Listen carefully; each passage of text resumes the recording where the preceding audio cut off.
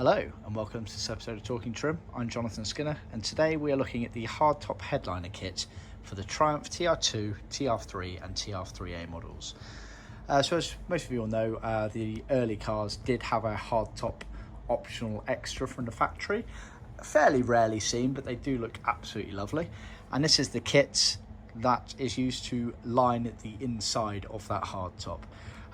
Originally was done in a woolcloth material by Triumph back in the day, and this is what we offer as well. So available in beige, grey and green. See our website, material and colours library for more information. This one here is obviously beige.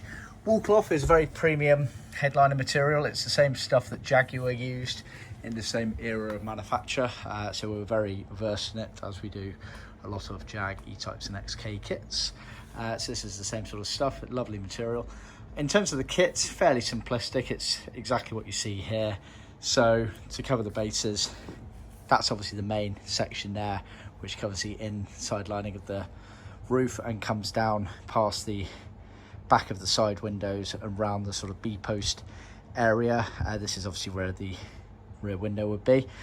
Then at the back you have a rear rail. So this material here covers the rear rail at the back, directly below the rear screen area. And then these materials at the front are used to trim the listing rail, which sits left to right in the centre of the car. The main piece obviously covers it, and then the small pieces are used to trim the ends up. To neaten up the end finishes on those.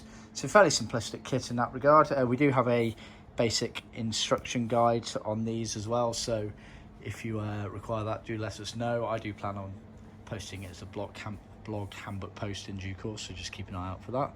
But yeah, thought I'd just show you this kit. This is going over to New Zealand. Hope you found it useful. Please remember to like, subscribe and share with other classic car enthusiasts out there. Obviously make any comments in the area below, and I look forward to seeing you next time. Cheers.